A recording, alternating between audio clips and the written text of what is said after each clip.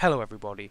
Today I want to do something different. Rather than play a game and then record it and obviously give my first reactions of it, I want to talk about something that's...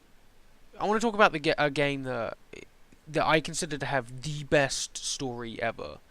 Now, to give you some context as to why I'm doing this today, one of my work colleagues asked me what the best story in a game ever was. Like, my opinion on the best story in a game ever. And and I was thinking to myself, I actually don't know. I had to really think about it. Okay? But I know what it is now. I gave him the answer and he was particularly perturbed by it. He was kind of confused.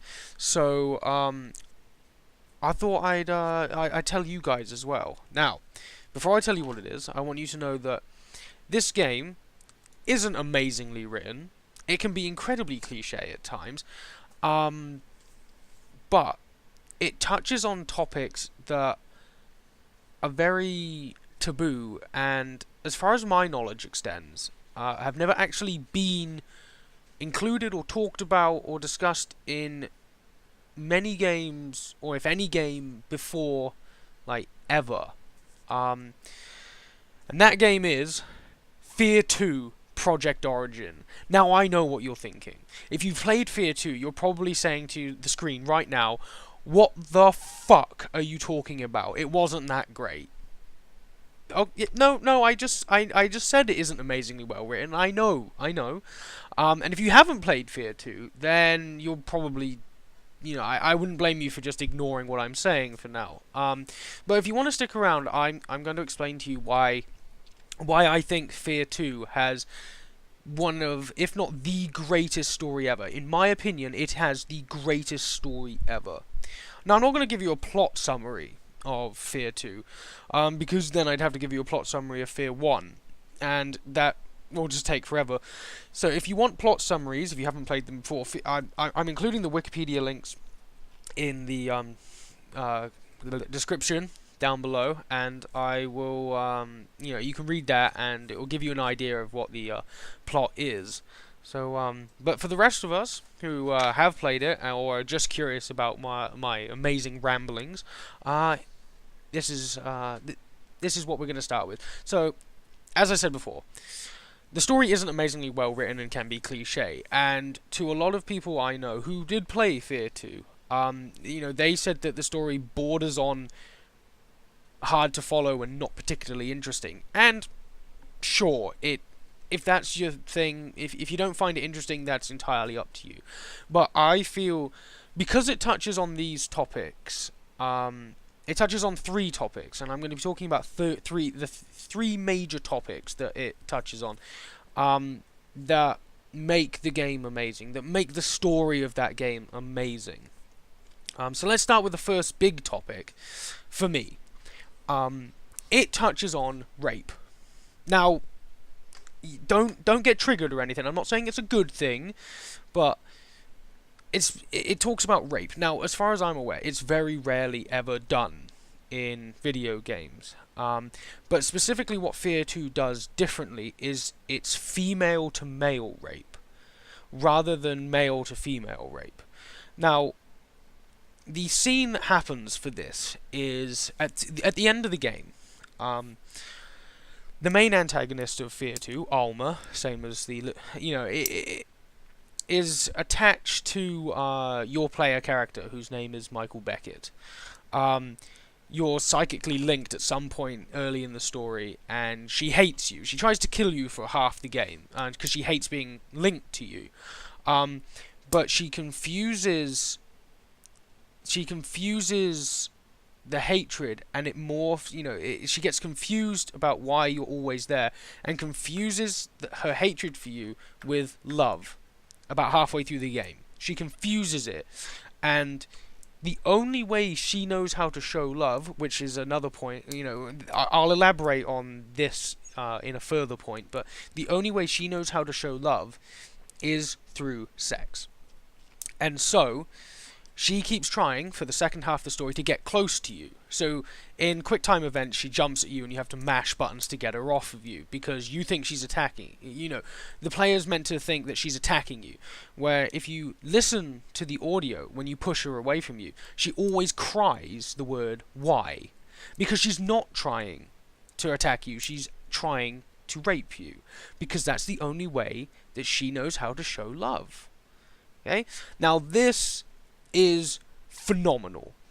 You know, as I said, rape is very rarely ever touched on in mainstream media, and when it is, it's usually and I'd say 99% of the time, it's male to female rape, and it's never really shown, is it? You never actually see it happen. It's insinuated that it happens, and or it shows you the before, and then it cuts to an after scene. It's always insinuated that it happens, but you never see it. Whereas in Fear 2, you do see it. You see it from a first-person perspective, actually, as well. Now, you don't see lots of it. You see maybe like a couple of seconds here and there in the last bit of the game. But you do see it. And it's female-to-male rape. And that is so incredibly rare in mainstream media. Actually, in any visual media, it's incredibly rare. So, and to be honest, that, it speaks to me. I mean, a little bit... I'm not going to dive too much into this. I don't really want to relive it, but I have actually been a victim of this, and it's always laughed off. If you say to someone as a male, and you say, "Oh, I was raped by this woman," most people will laugh it off and say, "Good on you, you had sex with her," and that's not what it is. It's very hard to explain, so I'm not going to go into it. But as a victim of it in the past, I can't heap praise on Monolith, who are the developers of Fear 2. I cannot praise them enough for being brave and actually trying to make this a part of the game. And it's not in it for very long, but it really did. It was refreshing, and whilst yes, it did remind me of what happened to me. It was refreshing to see it try and be brought to the forefront of mainstream media, and have people really think about it. So that's point one of why I think Fear 2 is has got the greatest story in all of games. The second point, it deals with a lot of emotional scars, lots of twisted emotional scars. Okay, now, as I said in the first point, Alma at one point hates you for the first bit of the game, and then starts to get confused and falls in love with you. Now, here's a subtle change that not many people I know noticed. Actually, not many people at all noticed. I think that as the game progresses, Alma changes form. She becomes less skeletal and less creepy looking, and her form changes to be more quote-unquote attractive to the player character Michael Beckett, as she continues to confuse her hatred for love. She tries to change. She still looks creepy as all living shit at the end of the game, don't get me wrong. She's far from a hot or attractive or sexy woman, but if you pay attention, she slowly tries to look more, as I said, attractive to Beckett, as the way he would see a woman as attractive, because she has confused her hatred for being linked to him for love.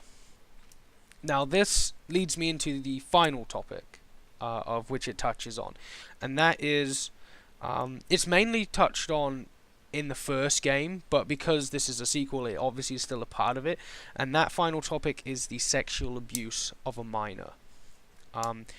Alma was, if you pay attention to the lore of Fear 2, or the Fear series, Alma was 14 when she was impregnated by I think it was 14 anyway, by her own dad. Okay? Now, I don't know whether he did it physically or if it was, artificial, I don't know. But she was held prisoner and impregnated by her own dad because she has psychic powers. And they wanted to create a psychic commander for an army of cloned human beings. And you think, well, fuck me, that's awful. But it not only happened once, it happened twice. and you find out that the first child that she gave birth to from being impregnated by her dad is your player character in the first Fear game, Point Man. Okay, well, he didn't have any psychic abilities. He only had the ability to go into slow motion, which is heightened reflexes and stuff. So he was considered a failure. And then, so he did it again. He impregnated her again, and that's where the main antagonist of the first game came from, is her second son, Paxton Fettle, who obviously went mad because, he's a psychic person. He's obviously... I'm not going to go through it with you, but if that's kind of what happened. And that links into what I said before. I'm going to try and explain this. It might get a bit convoluted, but basically, children love their parents. I mean, it's an unconditional love. They always love their parents. There's always a soft spot for their parents. And Alma, in the game, was a normal, she was held prisoner, but she did normal girl things with her dad. Like, he pushed her on the swing. He played dollies with her and everything. She ran through all these tests and everything, because they were doing, they were doing scientific studies and tests on her. I mean, of course they were, because she's a psychic human being. I'm not saying I agree with the tests, but, for the game's plot point, of course she was, experimented on. But she still felt safe around her dad, until he decided to impregnate her. And then that's the point where she got confused, because not only does she hate her dad for doing this to her, but she still loves him because he is her dad, which is why she starts to change form and why she rapes Michael Beckett, because she loves and hates her dad, and she thinks, through her, my interpretation of it is, she thinks her dad did it to her. She hates that he did it to her, but she understands that he still loves her. And so she, from a young age, got confused that sex equals love. And so that's what that's why she rapes your character in Fear 2. That's why she has all this twisted in her. That's why she changes form throughout the game to be more attractive, because she's confused hatred and love. I mean, they're two sides of the same coin to her. She doesn't because she's still mentally 14. She doesn't understand. She can't understand the difference. And so none of these other topics I think have ever been touched on in any other game. Well, they certainly haven't been touched on in a game I have ever played before. And the fact that Monolith did go so dark with their chosen topics and tried to get these highly controversial and taboo topics into a mainstream media product is why it's the only game I've ever played for more than 10 times, all the way through more than 10 times. I found all the collectibles. I completed it on every difficulty level just in case something changed. I got everything. I made a this is going to sound crazy. I made a binder, literally a fucking binder, a proper full thick binder of every piece of dialogue in that game, including Alma's, which is actually kind of hard to do. I had to replay many sections because her voice is not subtitled in the game. You only ever hear it through a whisper. So I played through the game so many times, so many sections, over and over and over and over again, making sure I understood what she was saying. And then, after I'd listed all of this in this fucking huge binder, which, by the way, is roughly about 80 pages long. Now, it doesn't sound like a lot, but that's a lot of stuff that I wrote down.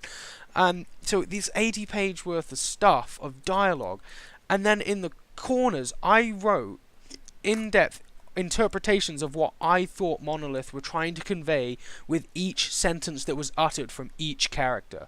The way they said it, the way they said their lines, how they picked their words, maybe, if they were trying to say something else, and, especially Alma's dialogue. I dove into that. I analyzed the shit out of that stuff, because I was so intrigued. The ending to me is it was such a shock to me to see that, and I was so intrigued by the fact that Monolith had picked these topics that I needed to know everything about it.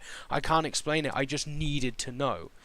So that's why I made the binder of every bit of dialogue, and I wrote, I wrote interpretations of everything that's said, and which is why and you may all think I'm overreacting, and you may even think that I really don't have a leg to stand on, claiming that Fear 2 has the best story of any game ever. And as I said before, this is all my opinion. If you have a completely different opinion, I completely respect that.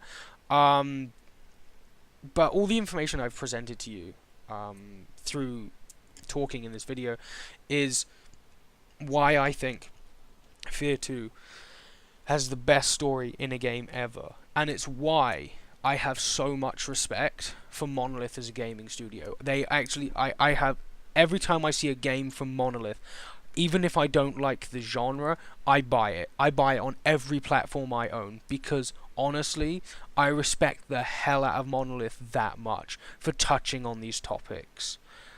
These things, I'm just going to be repeating myself if I carry on, but these things, honestly, to me, it is the best story ever. It has so much stuff, so much subtle stuff, so that is not found in any other game or any other visual media that I've seen. It's just, to me, Fear 2 story is almost a fucking masterpiece. Okay?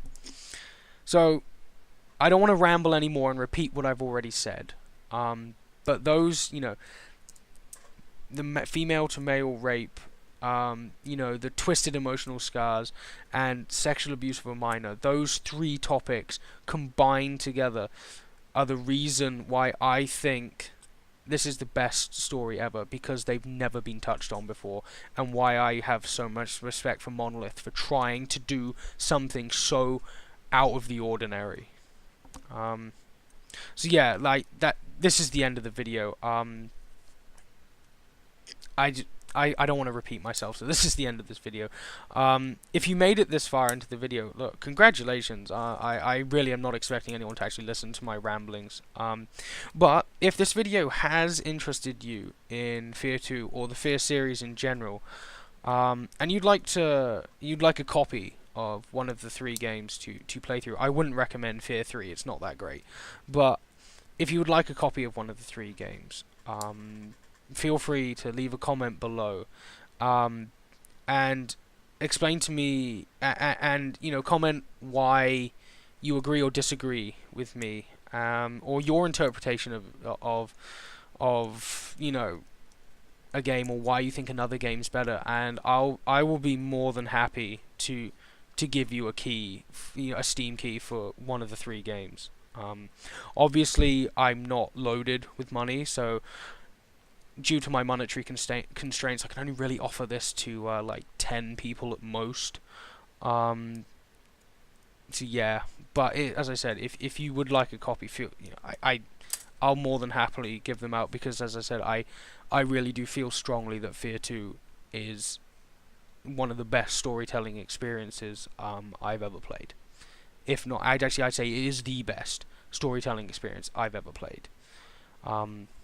So yeah, thanks for watching and listening to me. I just wanted to share this with you because it's just something I'm passionate about, and I didn't want to just keep it bottled up. I really wanted to just share my passion for this game and its storytelling with other people. So yeah, again, thank you for watching. I hope you all have a great day, and I'll see you in the next one. Bye bye.